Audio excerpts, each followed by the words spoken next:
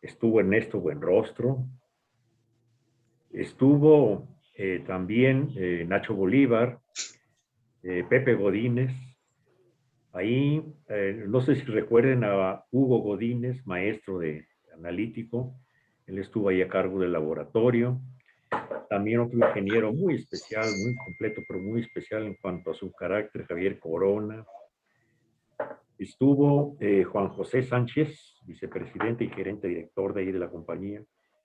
Y estuvo el ingeniero Carlos Quesada también. El ingeniero Carlos Quesada fue de los primeros que estuvieron en el tecnológico. Él recordaba y me enseñaba fotografías del tecnológico con los árboles chiquititos afuera de la entrada principal. Unos arbolitos chiquititos ahí, todo lo demás pelón, todavía no había nada. En la época que él estuvo y junto con Juan José Sánchez, los dos inolvidables pues compañeros de trabajo. En la época en la que yo empecé, pues ya Kodak ya tenía algunos años, eh, tenía 5 o 6 años ya de operación ahí, y únicamente se fabricaba películas o productos de blanco y negro. Poquito después se hizo la incorporación de toda la tecnología necesaria para fabricar película de color, que era, como la película de color lleva varios filtros para lograr los colores, pues realmente la cantidad de equipo necesario para cambiar, o dar el color a la película, pues fue impresionante. Fueron pues casi los 5 pisos del edificio sensibilizado llenos, cuando antes estaban pues nada más ocupados en un cuarto, 25%. Y cuando se hizo el Tratado de Libre Comercio con Salinas, en ese momento ya Kodak ya no era necesaria. Sin embargo,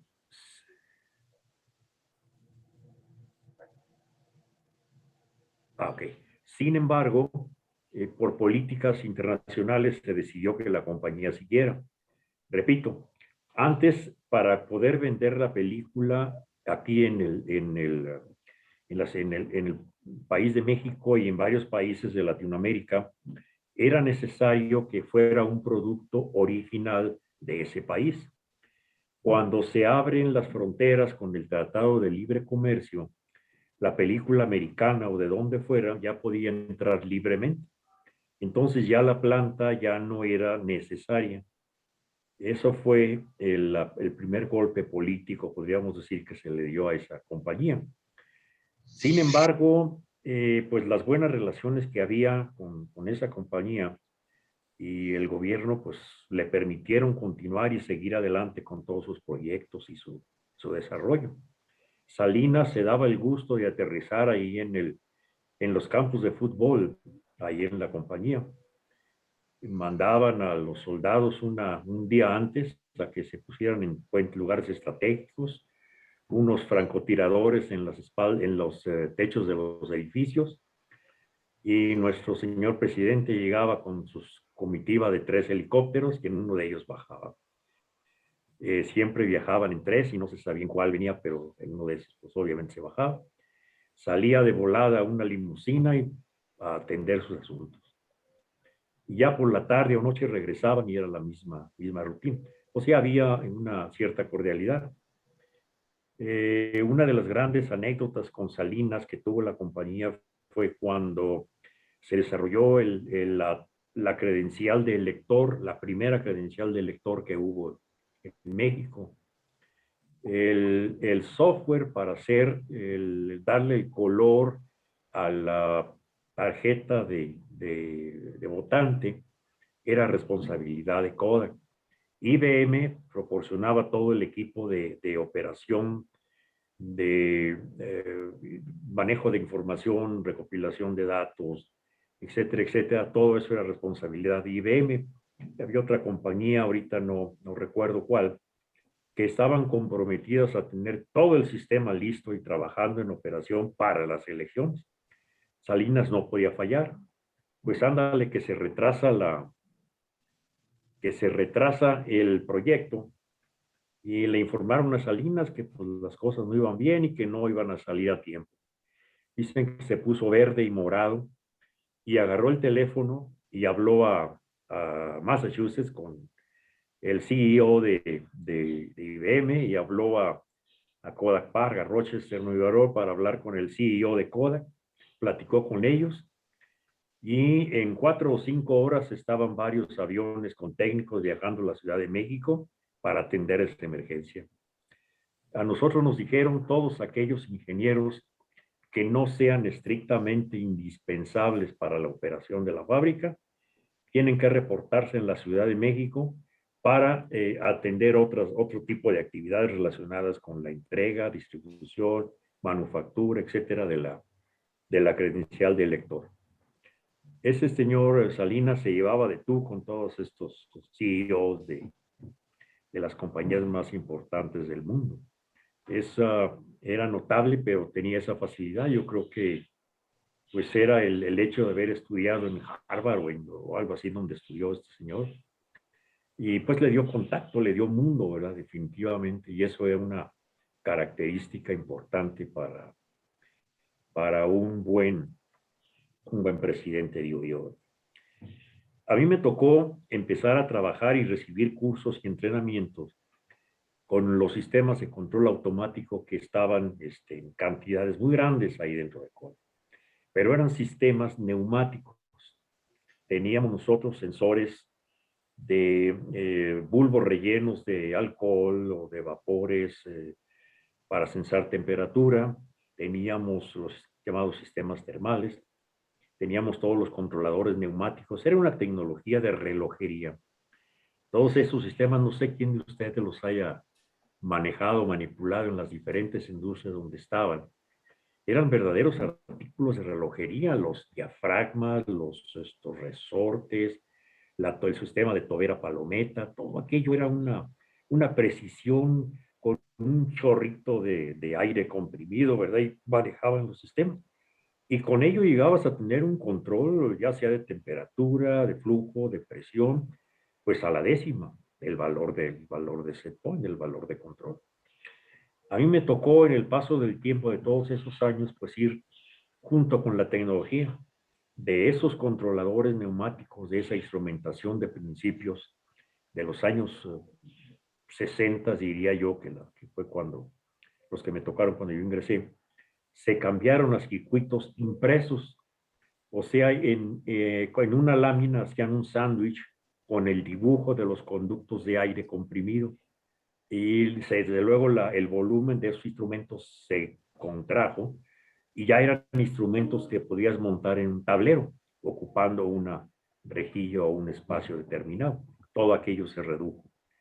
En sistemas complicadísimos como la máquina de recubrimiento, pues llegábamos a tener 600, 700 loops de control. Entonces los tableros eran una extensión larga de recorrer y sobre todo de calibrar bueno, todo aquello. Posteriormente nos tocaron unos instrumentos eléctricos o electricidad o electrónica, vamos a decir, le llamaban electrónica analógica. Era sistemas de bulbo, resistencias, capacitores, termistores, no eran micros.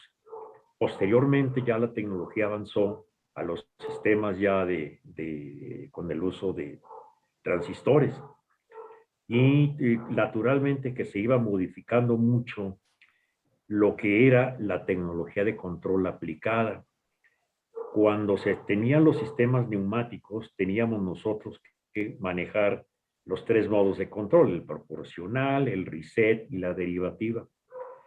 Conforme fueron avanzando los sistemas, se fueron modificando, cada vez haciéndolos mucho más precisos y más fáciles de manipular, pero más difíciles de entender en cuanto a la teoría de funcionamiento. Había ya mucha matemática aplicada ahí en el asunto. Ya después, ya para terminar, ya en el año 2000, pues ya contábamos con los sistemas ya de control distribuido, que eran sistemas por computadora y por sistemas de PLC, programadores lógicos controlables, en los cuales pues a mí ya me tocó trabajar con las programaciones de estos sistemas y manejas bloques de control, manejas bloques, por ejemplo, para hacer una operación de suma, pues jalas un bloque y le dices suma la entrada 1 con la entrada 2, genera la salida número tal y la mandas a tal parte. Y así, cuando era una integración inclusive o un sistema de acumulación de señal, tipo reset, etcétera.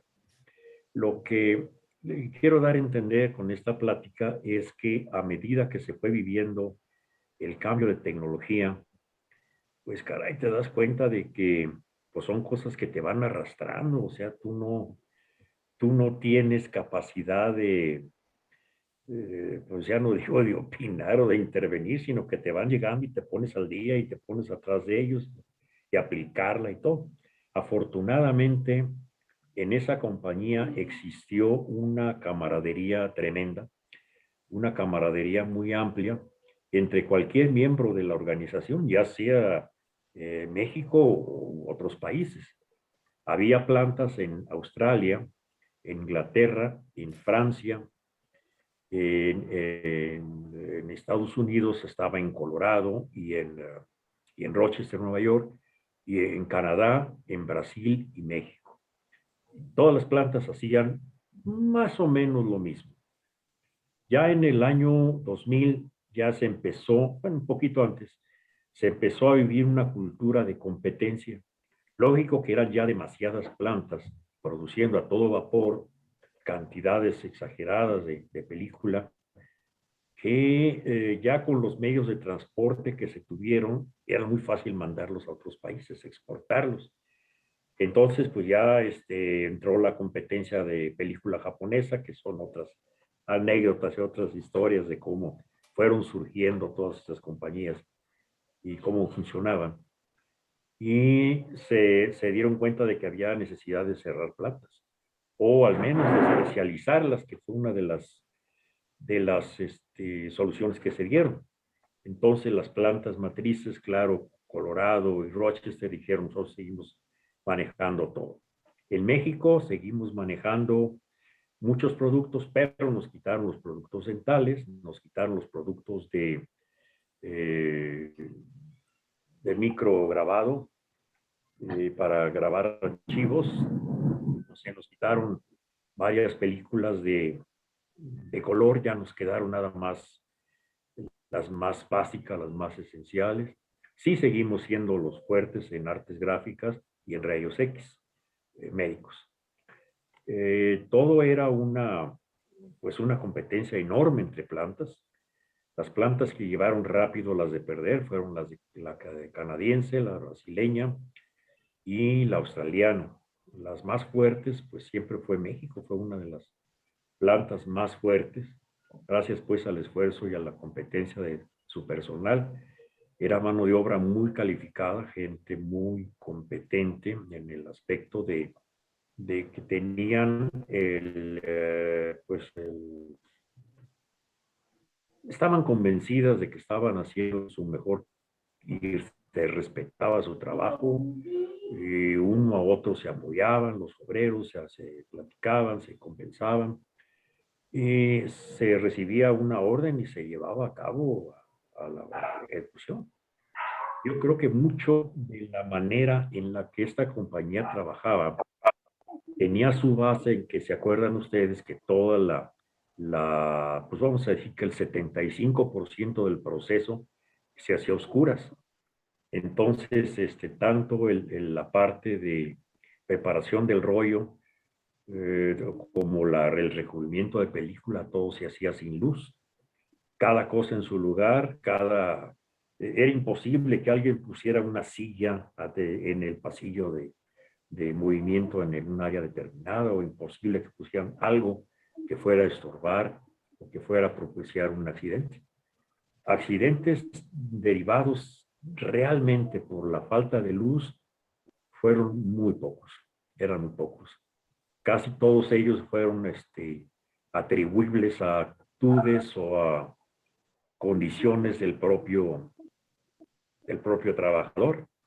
Pero esta compañía era tan paternalista que ellos decían, la culpa la tengo yo, no el obrero ni el trabajador, puesto que yo lo puse a hacer eso. Yo soy el responsable de lo que sucedió. Entonces, tanto el cuidado de que los accidentes y de los análisis de riesgos que se tenían y todos, tenían ese criterio fundamental de que yo puse ahí a esa persona a hacer ese trabajo y si algo le pasa es mi responsabilidad, no la de él. Eran situaciones, mucho de eso yo entiendo que dio formación a la manera en la que los trabajadores se desempeñaban en su trabajo. Y realmente hubo pocas situaciones de despidos o de comportamientos de las personas que se salieran de control. El nivel de rotación de la compañía era bajo, realmente era bajo. Había áreas donde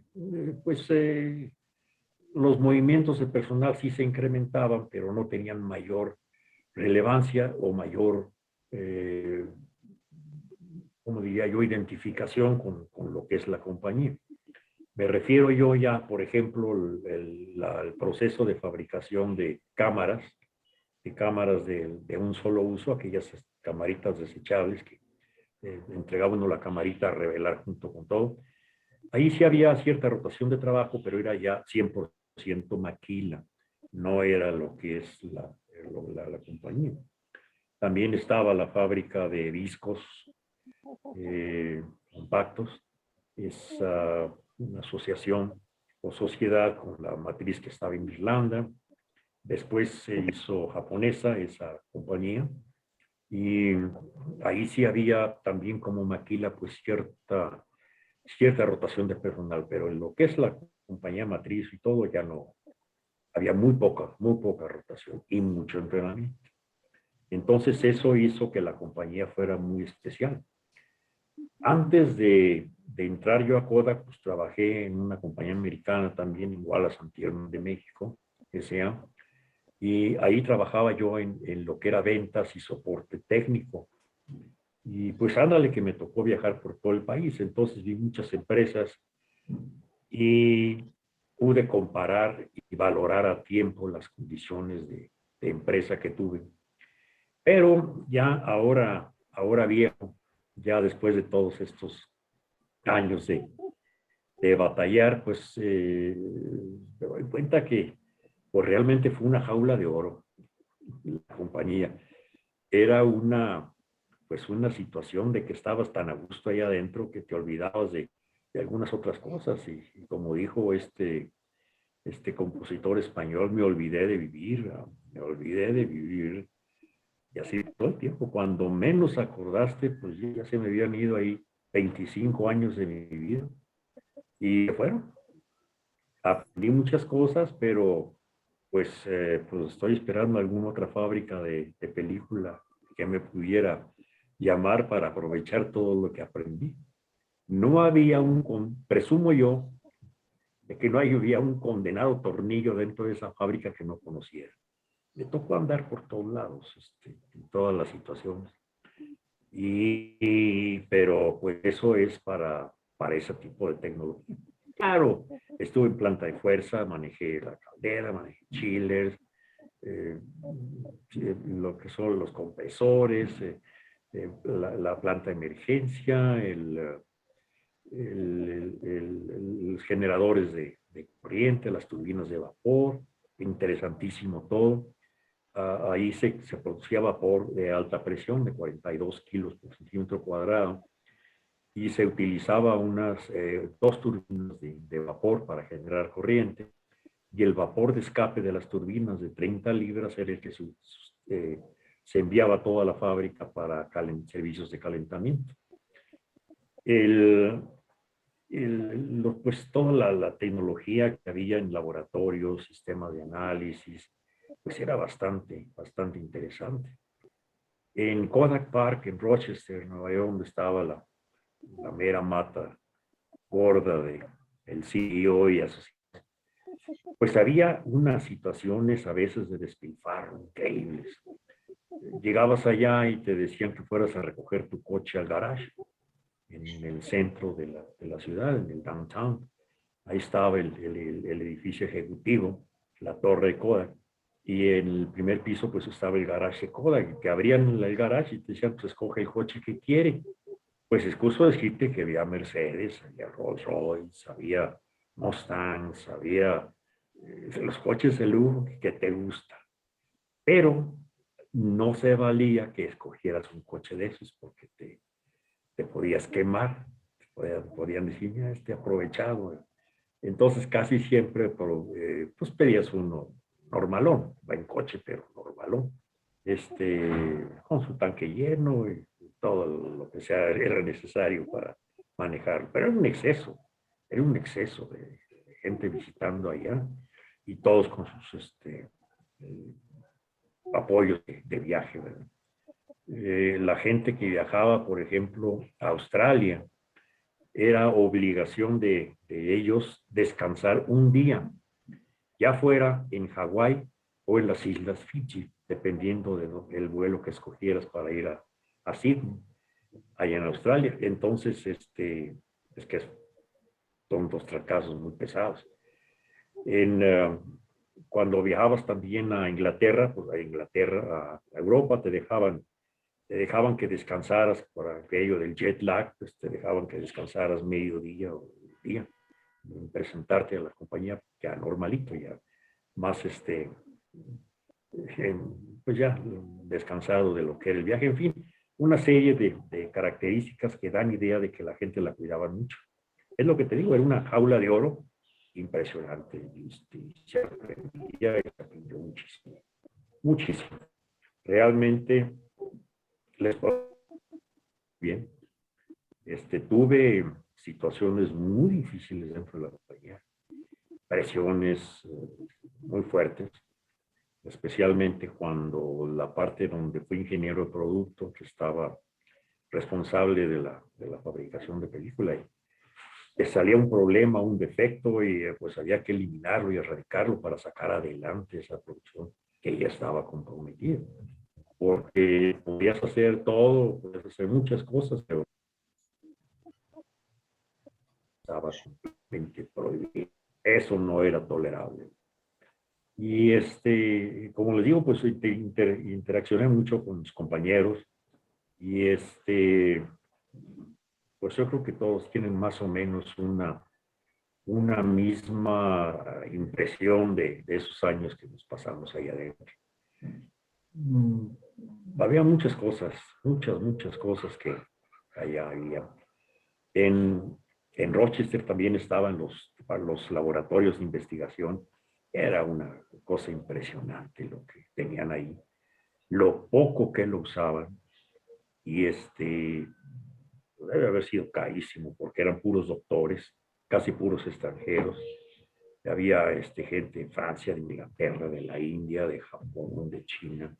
Todos ellos pues haciendo trabajos de investigación, muchos trabajos de investigación para el gobierno de los Estados Unidos, porque la compañía tenía una asociación con el gobierno de los Estados Unidos desde la Segunda Guerra Mundial. Bueno, desde antes de la Segunda Guerra Mundial. Kodak tenía en Rochester tenían unas placas que les dio el gobierno de los Estados Unidos en reconocimiento de la aportación que tuvieron para la Segunda Guerra Mundial. Cuando se terminó la Segunda Guerra Mundial, llamaron al CEO de Kodak y le dijeron, oye, queremos que pues tú te encargues de AGFA en Alemania. ¿Cómo? Pues cómo no, pues, encantados de la vida. Eso significó agarrar toda la tecnología de colorantes y permitió mejorar bastante lo que fue la película de color. Gracias a esa tecnología alemana de AGFA que se tomó pues como botín en un momento dado, botín de guerra, pero en pago a lo que participó Kodak al proyecto de la bomba atómica en Japón. La bomba atómica en la planta, pues, en la manufactura de algunos componentes. También cuando se acuerdan de aquel problema con Rusia de los aviones espías que volaban por unas alturas elevadísimas, los famosos aviones U-2, que luego los rusos tumbaron a uno y al piloto lo agarraron vivo y estuvo preso y bla, bla, bla. Bueno, a mí me tocó conocer y platicar, intercambiar algunos mensajes con la persona que hizo la película fotográfica que retrataba la superficie de la Tierra con la definición suficiente para determinar lo que estaba ahí abajo. Gracias a eso, gracias a eso se descubrieron los misiles en Cuba, por ejemplo, gracias a esos aviones U-2 y algunas otras cosas que les encontraron a los rusos esos aviones. La persona que hizo esa película, que diseñó completamente la emulsión y todas sus características, pues estuve platicando con ella, un científico definitivamente de muy buena, de mucha estatura y una gente muy sencilla, una gente sumamente sencilla. Me llamó la atención, la tenían cuidada, o sea, definitivamente había un par de fulanos ahí en cada lado de la entrada de su oficina y se movían junto con él, porque, pues lógico, lo que traía en la cabeza era muy valioso. Pero ya en su trato, una vez que te aceptaban que entraras con él y él te recibía, en su trato era muy afable, con ganas de soltar lo que traía, lo que tenía por dentro. Realmente me gustó ese tiempecillo en el que conocí a esa persona. Lógico, no le iban a dar ningún premio, no iba a participar en ningún premio Nobel, porque esos proyectos y esas cosas pues son secretos de guerra, ¿verdad? Secretos militares. Esas personas se sacrifican de no tener un reconocimiento a nivel, pues, digamos, a nivel gubernamental o presidencial, que lo lleven a la Casa Blanca y eso, pues no sé, no existe para ellos. Y tampoco el dinero, porque la compañía no le reconocía en efectivo toda esa aportación. Pues sí, ¿qué les digo? Puedo pasar mucho tiempo platicando, hay cantidad de anécdotas, toda una vida. Y les puedo decir que sí me la pasé muy bien, pero pues ya al paso del tiempo, dices tú, pues estuvo muy bonito, muy agradable, aprendí muchísimo, pero pues a ver si sale por ahí otra cosa para que me aprovechen. Así son las cosas. Perdón por todo esto que me extendí en tiempo para ustedes, a alguien le quité tiempo de plática, pero pues gracias por la oportunidad de platicarles a ustedes estas cosas. ¿Te parece bien que te hagan algunas preguntas o hay alguna pregunta que quieran hacerle a Enrique sobre lo que acaba de comentar?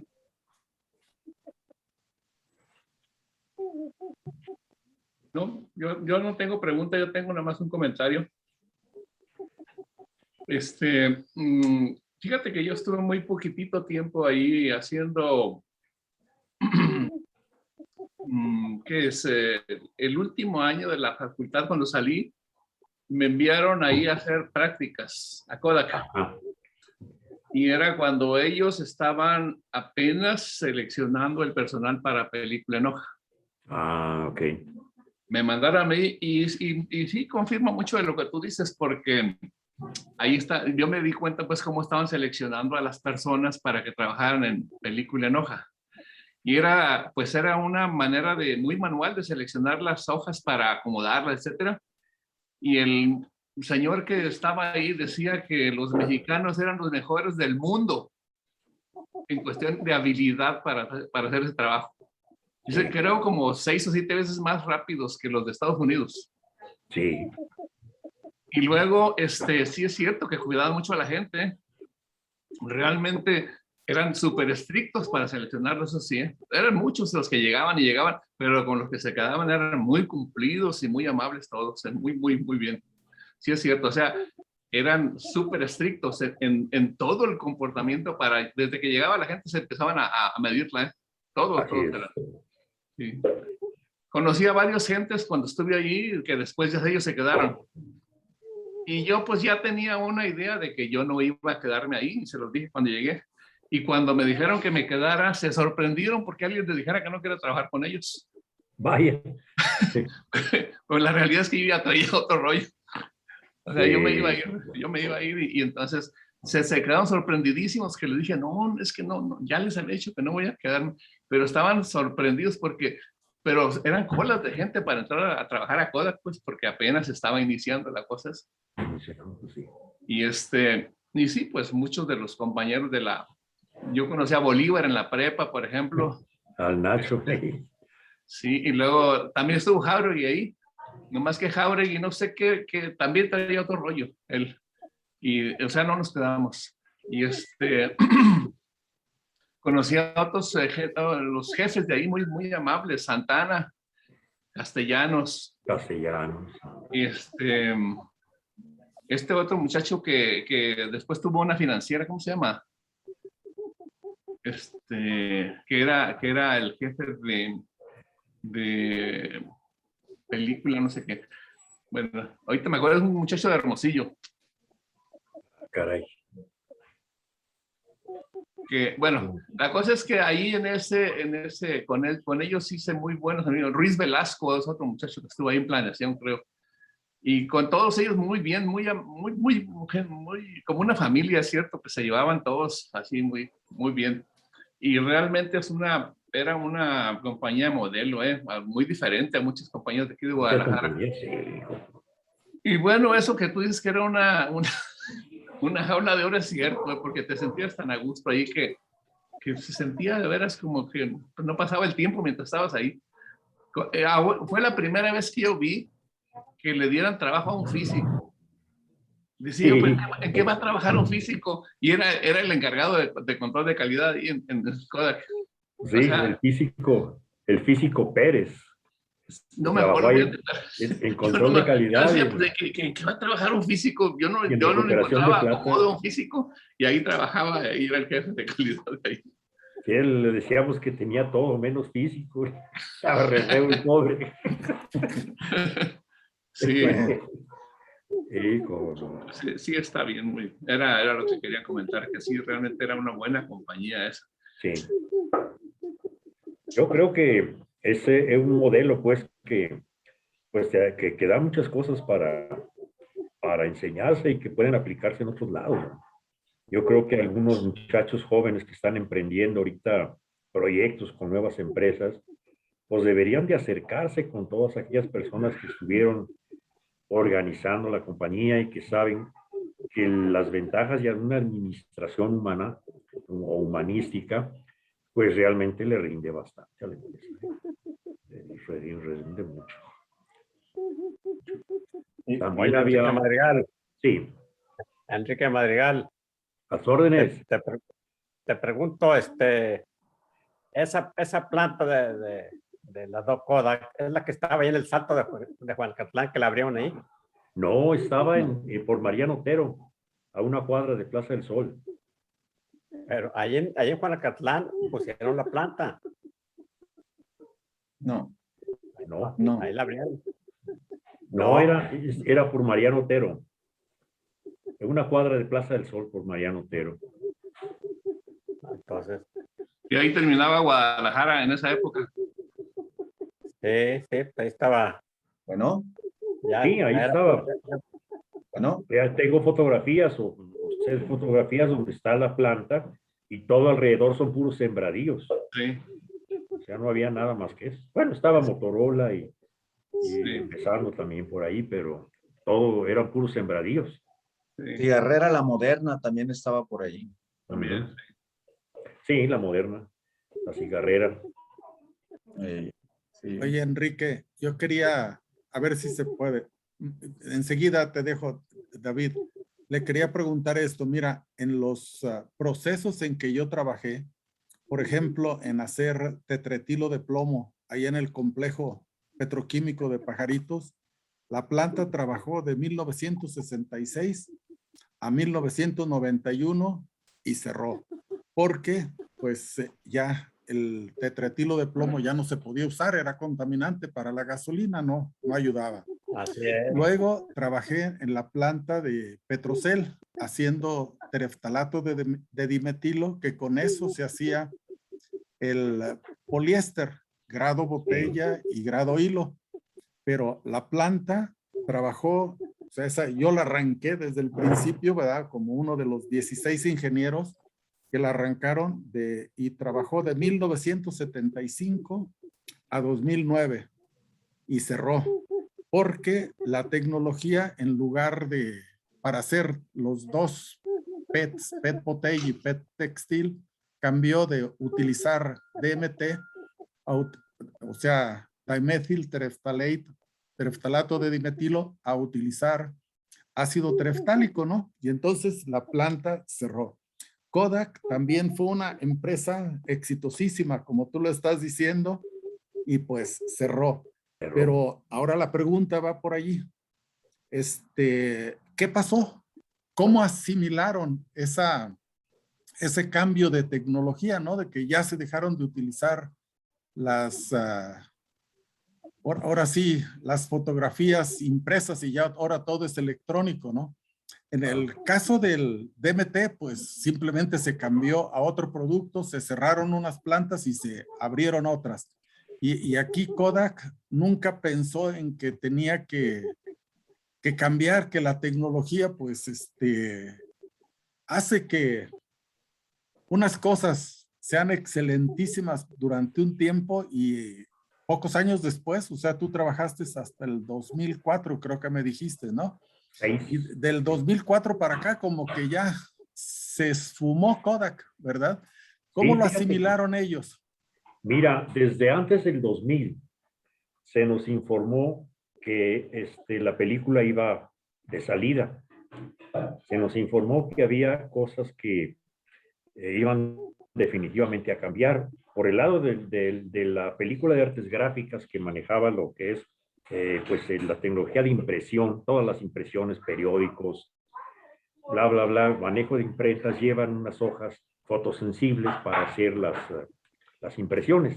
Salieron unos aparatos, ahorita no me acuerdo el nombre, en los cuales por vía computadora y rayo láser se grababan las planchas para las impresoras sin necesidad de usar 4 o 5 hojas o una por color de artes gráficas. Pues ya se sabía que ahí estaba la tecnología inmediata desplazando completamente la tecnología de placas de artes gráficas.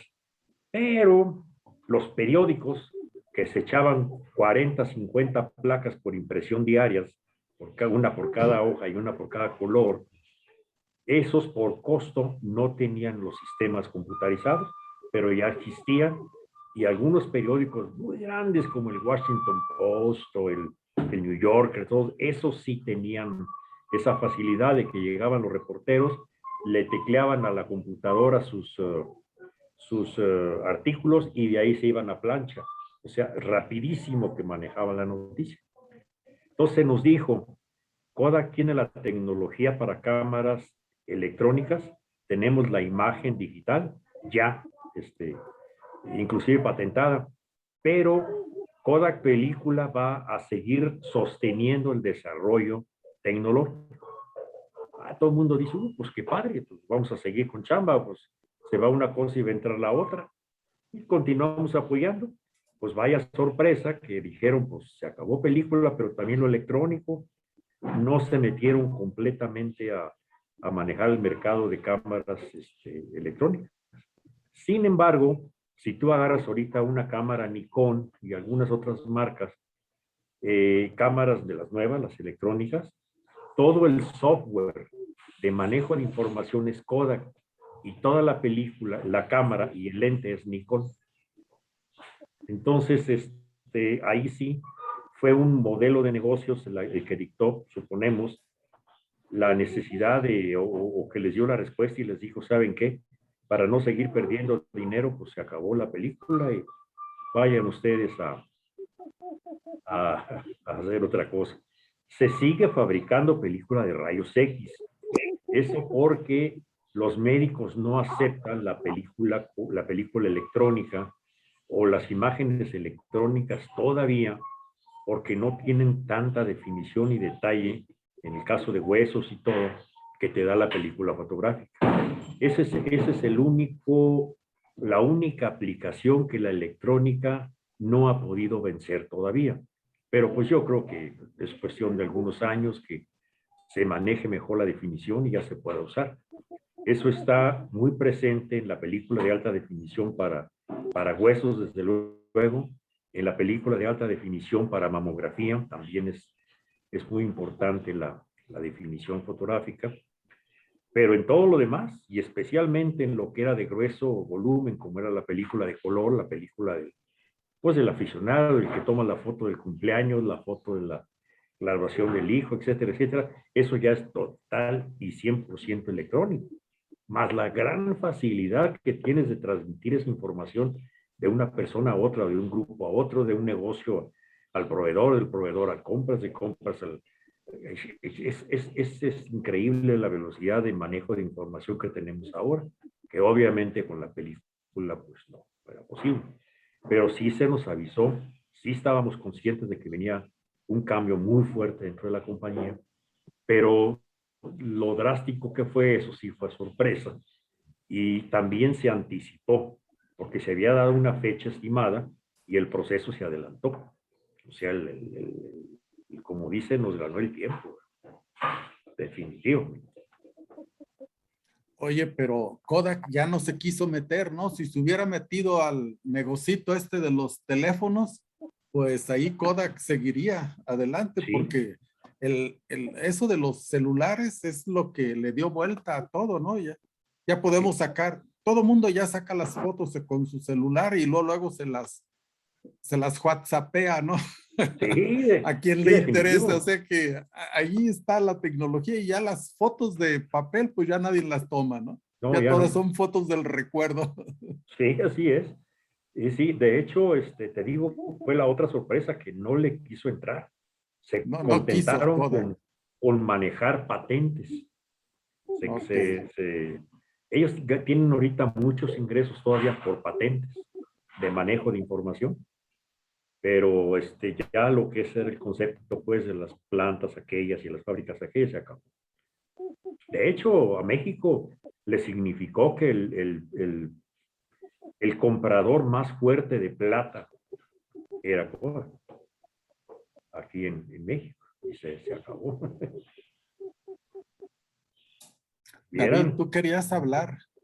Yo creo que sería bueno darle la palabra a David. Adelante, David. A ver, David Panecatl. Sí, qué ole, Enrique. Pues fíjate que coincidentemente yo también estuve en la planta en Sí, el tiempo que entró Enrique Alfaro, Ramón Ramón. y otros más, pero yo competí con Sí. el puesto de NACA, Ahí sí se va a pero pues enojar Ramón, ¿eh? y NACA dejó la vara muy alta, entonces nadie pudo accesar a su propuesta. Entonces yo trabajé en el departamento de control calidad y conocí al físico Pérez, pero específicamente trabajé con el equipo de Raduan Aliyan Dadu. ¿Sí lo conociste? No, no me tocó. Bueno, pues era un mundo de gente ahí. Y efectivamente me Sí, tocó trabajar en áreas oscuras y pues sí, todo muy bien, todo muy bien. Y al final pues ya bye bye. Y pues qué bueno, así uno le busca otros horizontes y de ahí me fui a la Ciudad de México y ya, jamás regresé. En fin, pero sí es una empresa. Ahí trabajó mi cuñado, él sí se quedó muchos años y trabajó, no me acuerdo qué departamento trabajó, pero él nos regalaba los rollos, nos regalaba las cámaras, en fin, ahí gozamos algo de los beneficios de ese despilfarro, como dices tú. sí, cómo no. En Sí, fin, sí, sí existía ese es mi definitivamente. comentario. En cuanto a los adelantos de la electrónica y todo eso, pues sí, es obvio que a muchas empresas les golpeó. A la empresa donde yo trabajé mucho tiempo, también más de 20 años, también la tecnología le absorbió, pero rápidamente reaccionó. Rápidamente yo vi que rápidamente reaccionó y todavía está en el mercado y es líder, etcétera, etcétera. Entonces, no nomás es una empresa, son muchas empresas a las que les comió el mandado el adelanto, el progreso, etcétera, etcétera. Pero sí, muy interesante esa empresa y yo estoy de acuerdo contigo que está uno a gusto. Lástima, Margarito, me dijeron. Sí, Pues gracias, gracias a gusto ti, David. saludarte, Enrique. Gracias a todos. Bueno, y después de todo, Enrique, ¿alcanzaste jubilación? Sí, sí, pero fue la del seguro, no Ah, fue de Kodak. Entonces te dieron liquidación. Sí, una liquidación muy completa, muy, nos dieron mucho de más, pues, realmente. Qué bueno. Realmente en ese aspecto sí fue muy generosa la compañía. Pero pues ya ves, todo el dinero vuela. No dura Sí. mucho. Exactamente. Exactamente. No, pues es que Kodak no es como Pemex, Arturo, que Pemex todavía le sigue pagando ahí su catorcena a todos Claro, los petroleros. claro. Es lo que les iba a decir, exactamente. Aquí a uno le siguen pagando conforme los salarios, los incrementos y todo, y ganas más ahorita que antes. ¿Eh? Así está de ese tamaño.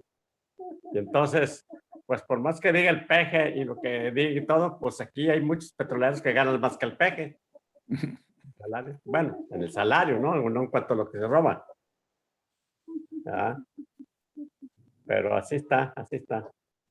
Realmente la economía en Pemex para los técnicos no existe, ¿eh? O sea, todos están muy bien colocados, buen dinero, todo, buen salario, todo.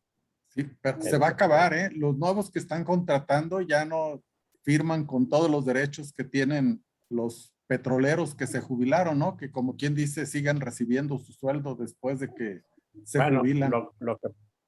no, mira, lo que pasa es que lo que está pasando es que están respetando las jubilaciones porque ya están acabando. ¿Qué tanto les queda de jubilación a todos? Casi nada. Los nuevos que están entrando le están aplicando eso que tú dices. Sí, yo sé. Sí. Que ya firman otro tipo de contrato. Pero sí se va a Así acabar es. lo de Pemex, ¿eh? Porque sí es una carga tremenda, ¿no? Para el Estado. Todos los petroleros que se jubilaron desde los 55 años y viven hasta los 85, entonces durante 30 años siguen cobrando sin hacer nada. Eso es lo que se ve a nivel nacional.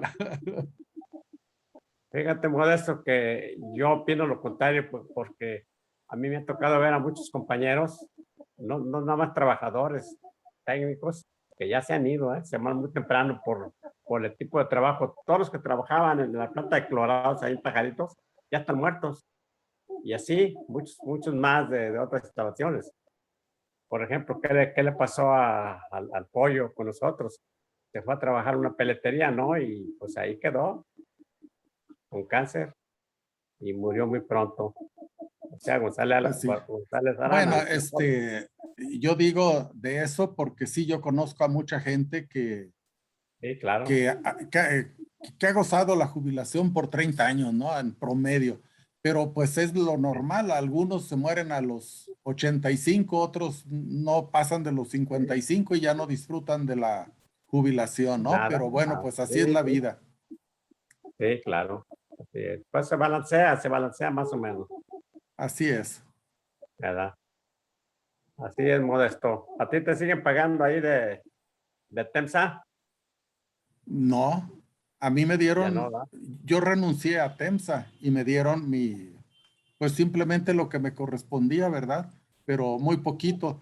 También de Petrocel, yo renuncié a Petrocel y me dieron allí pues una compensación, pero hasta allí, ¿verdad?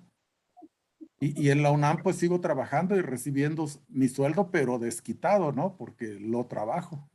Me puedo jubilar, ¿Por qué? pero la jubilación en la UNAM es así muy bajita, ¿verdad? No es petrolera. Ok, ok. Pero bueno, así es la vida. Bueno, Pero y yo he disfrutado todos los trabajos, ¿no? Y creo que, pues, como ustedes, ¿no? Yo no me arrepiento de haber trabajado durante 52 años, desde el 1969 hasta ahorita, y seguir trabajando, ¿no? Eso como que es una realización muy grande. claro. Bueno, tú te acuerdas de Peter, ¿no? Que era gerente ahí en Temsa. En Temsa. Ah, sí, yo lo sustituí por un tiempo. Cuando él renunció, yo me quedé como superintendente de seguridad, pero luego llegaron los de Petrocel y me ofrecieron más lana y me renuncié y me fui a Petrocel. Claro, porque ahí, sí, ahí los liquidó muy bien. Ahí la empresa esa los liquidó muy bien. A los que se quedaron en el Sí, a los que 91, quedaron, cuando sí. la tuvieron que cerrar, pues sí, allí sí los Sí, liquidaron sí, a sí, todos bien. Pero a los que sí, renunciábamos, no, pues nos daban allí nuestra claro. lanita y a volar. Pero uno renunciaba, uno iba y firmaba ahí. Hasta aquí llegué. Sí, claro. Sí. Sí, a mí me tocó suspenderles el dicloretano para la fabricación del tetratil de plomo, precisamente por la contaminación, cuando ya suspendieron la producción. Pues sí, ahí está Eh, la cosa. sí, Pero sí, todos querían seguir trabajando, porque yo tenía amigos allí en el 91, ¿no? Que seguimos la planta operándola y exportamos todo el tetretilo de plomo, ¿no? Para otros países, y el país así les es, yo me dijo, acuerdo. México les dijo, no, ya, no es, adecuado, y así es que cerramos la planta y listo. ¿Qué dices, Víctor? Adelante. Está apagado tu micrófono, Víctor. También de ti, Benjamín, está apagado tu micrófono. Se está despidiendo Enrique. Ah, hasta luego, Enrique, que Te estés estaba bien. despidiendo, Enrique, y te decía que tenías un compromiso, entonces yo estaba preocupado por ti, Javier, porque tenías tu Sí, tiempo ya. a las 6:30 me va a hablar mi jefa, así es que Ah, bueno. en un Pues ratito más, pues ya terminamos, pero mientras podemos seguir platicando, ¿no? Valle, quería decir algo. Adelante. Me estaba despidiendo Ah, de eh, Enrique. no, no, yo creo que esto de las jubilaciones y esto es muy relativo y cada quien, pues, eh, no trabajó uno con el ánimo de, la mayor parte de nosotros que estamos actualmente nunca tuvo la meta o la idea de llegar a una jubilación de la que tenemos, ni baja ni alta, o sea, fueron circunstancias, fue circunstancial. Entonces, pues a cada quien, por eso se miden con diferente vara aquí, no en cuanto a la capacidad, sino en cuanto a las circunstancias en que se dieron las cosas, ¿no? Sí es cierto que en Pemex hay unas, como en su tiempo fue Ferrocarriles Nacionales de México, Ferrocarriles del Pacífico, o la Comisión Federal de Comisión Electricidad. Federal. Entonces, pues ahí el Seguro Social actualmente también tiene unas jubilaciones muy buenas. Entonces, pues depende. En las universidades, pues cada universidad tiene su diferente patrón de jubilación, o sea, no es un estándar, o sea, algunas universidades como la de Sinaloa creo que tenían problemas hasta para pagar las jubilaciones de sus profesores. Entonces, es muy relativo, o sea, aquí a cada quien, a cada quien le tocó diferente manera, ¿verdad? Y lo bueno es que Claro. estamos aquí satisfechos y como dijo Enrique y también Javier, pues lo bailado y lo paseado, ¿quién se los quita, verdad? Eso, eso es ganancia, ¿verdad? Ese era mi Sí. comentario. Tomás, una cosa última. En el caso de Pane, para la próxima semana tú contactarías a tu conferencista. Pues, Sí, no, déjame,